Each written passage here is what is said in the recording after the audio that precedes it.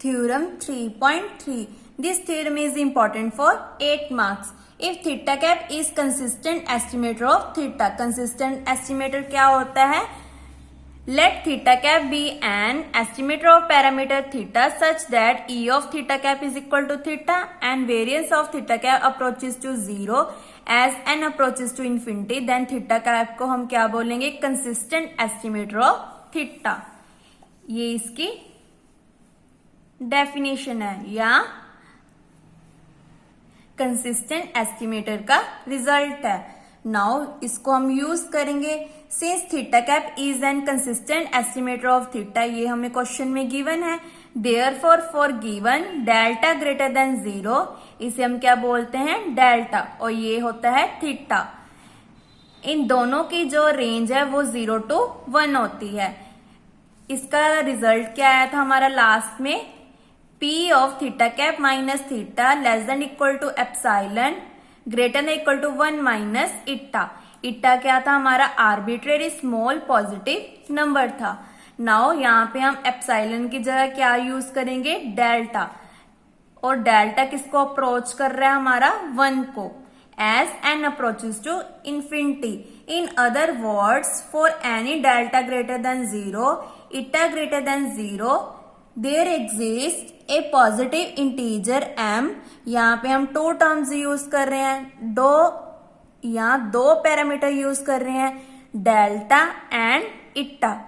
सच that इसका result क्या था? P of theta cap minus theta less than, इसकी जगह क्या आ जाएगा? Delta greater than 1 minus eta for all n greater than equal to, यहाँ पे हम क्या यूज कर रहे हैं? m. अगर आपको ये थ्योरम 16 मार्क्स में आती है तो आपने लेमा बनाकर यहाँ पे आप लेमा लिखोगे थ्योरम 3.2, जिससे आपकी जो थ्योरम की लेंथ है वो इंक्रीज हो जाएगी फॉर 16 मार्क्स के लिए, बट 8 मार्क्स के लिए सफिशिएंट है. नाउ हमें क्या पता है? Since xi is an continuous function of theta. xi क्या है? हमारा कॉन्टिन्यूस फंक्शन है. कॉन्टिन्यूस फंक्शंस क्या होते हैं? जैसे हमारे पास ये फिगर है, यहां से स्टार्ट हुआ, यहाँ पे फिनिश होता है, ये हमारा क्या है? कॉन्टिन्यूस फंक्शन है. फॉर एग्जाम्पल हमारा साइन का ग्राफ कैसा होता है? ऊपर से नीचे, नीचे से ऊपर, ऊपर से नीचे, ऐसे. इसे हम क्या बोलेंगे? जो साइन का ग्राफ है वो क्या है? कंटिन्यूस है. इसमें ब्रेक नहीं पड़ रही है. पीस वाइज कंटिन्यूस क्या होता है? जिसमें ब्रेक पड़ती है, जैसे ऐसे ऐसे ऐसे. ये हमारा क्या होता है? Piece wise continuous. For given epsilon greater than 0, epsilon की जो रेंज होती है वो भी क्या होती है? 0 to 1. और जो एप्साइलन की वैल्यू होती है वो वेरी स्मॉल होती है, जैसे 0.001, ऐसे बहुत स्मॉल वैल्यू होती है.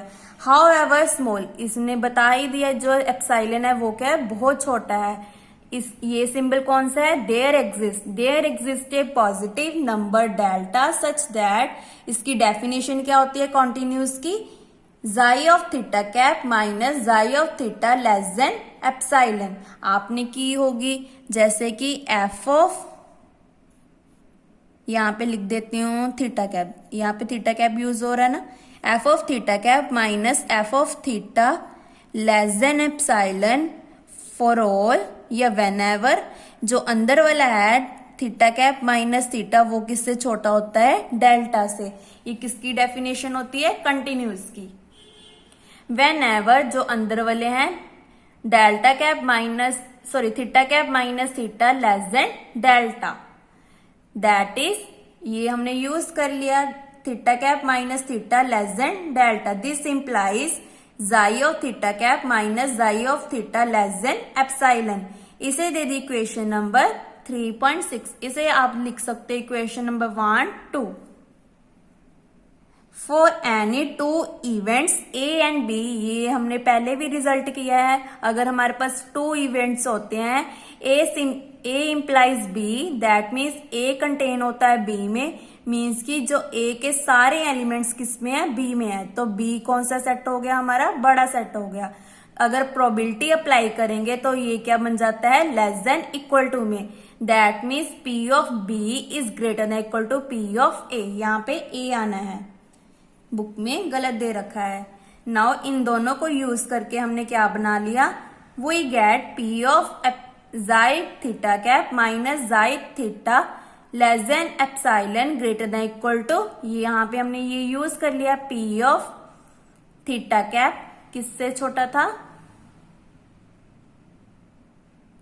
Minus theta less then delta, जो ये वाला है, और ये किससे छोटा है, 1 माइनस इटा से, for all n greater than equal to m।